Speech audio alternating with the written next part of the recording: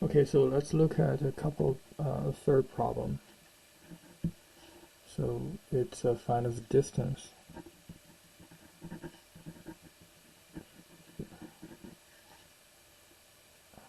between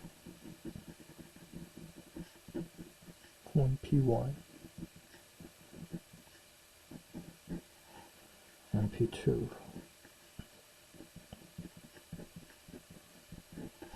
So this problem should be very straightforward. So distance formula, right? So 10 squared plus 10 squared plus 5 squared, right? So do the difference, and then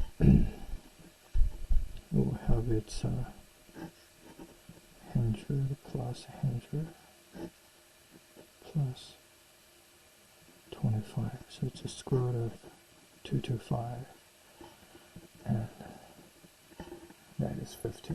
Okay, so that's number 3. Number 4, so it's write one or more inequalities that describe the set of points. So the problem is the slab bounded by the plane, right? The planes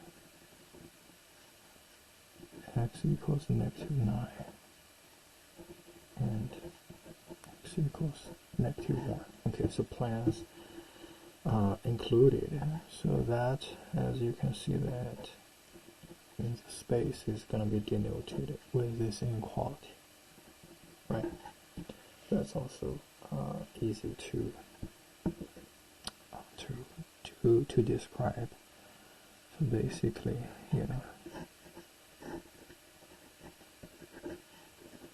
so if this is space, this is -1, it's going to be -9.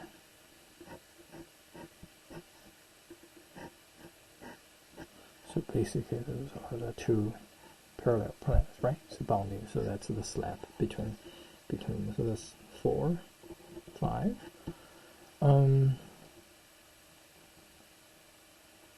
So to find the expressive vector, so it's the P1.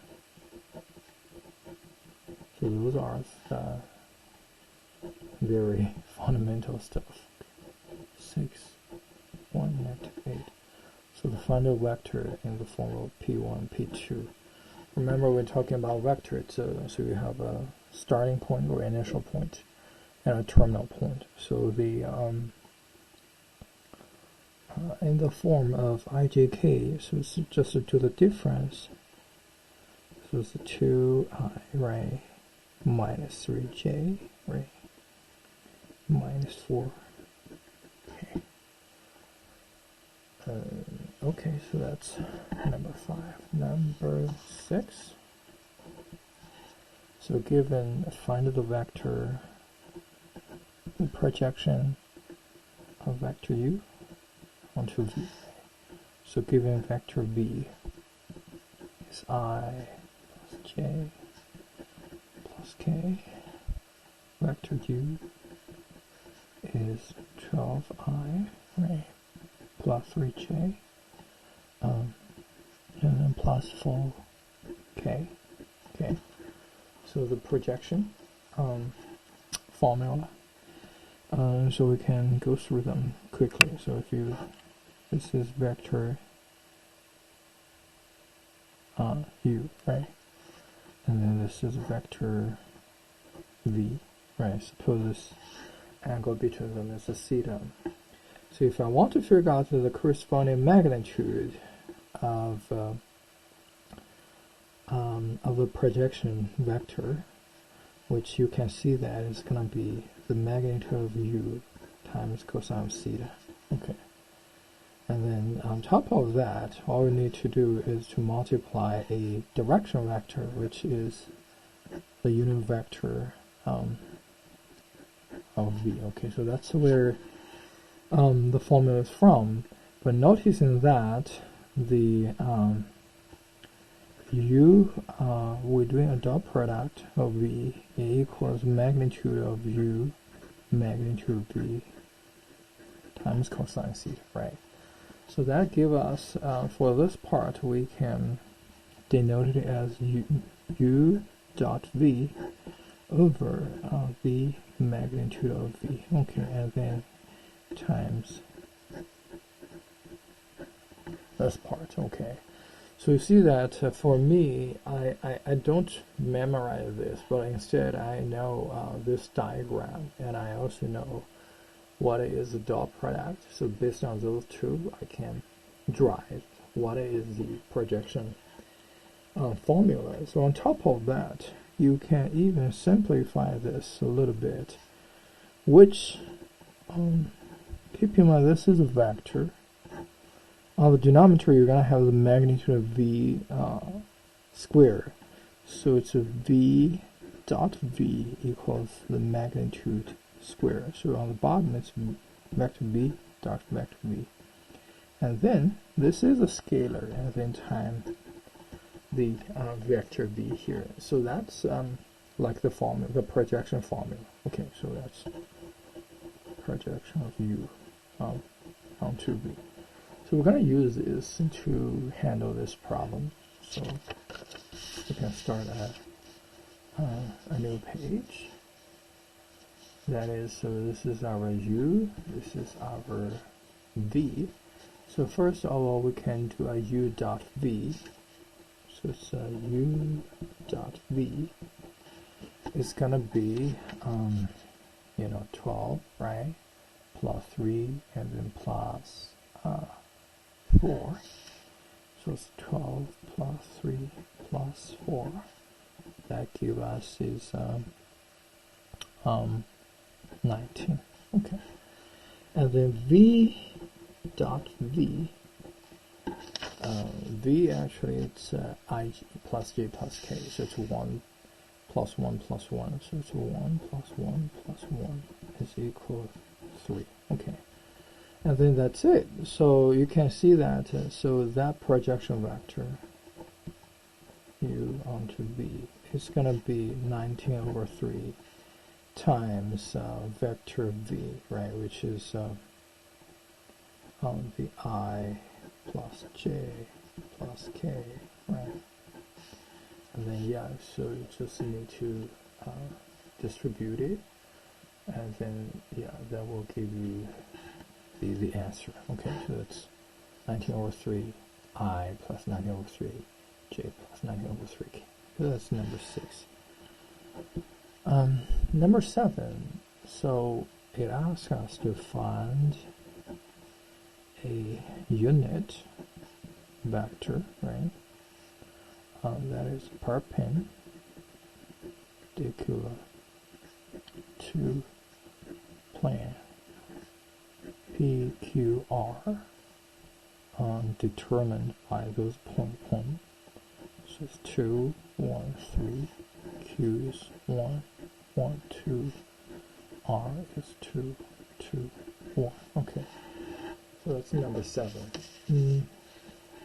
So to do that, we will need to apply a cross product. Okay, so you can see we can apply PQ. So that will give us is -1, 0, -1, and we can do doesn't matter, right? So it's we can also do PR.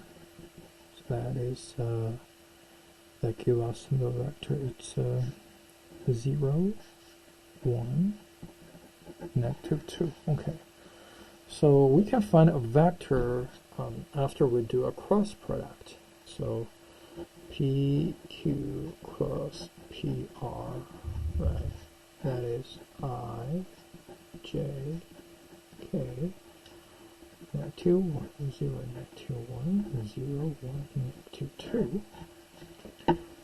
So we can do I, 0, right, minus J, and then plus K.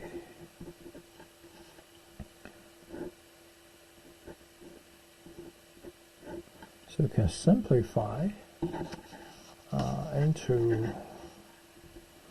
so it's a 0 minus -1 becomes this I, right? So this is 2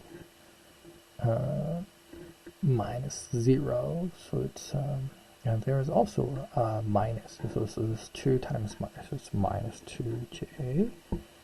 This is -1, right? So it's minus k.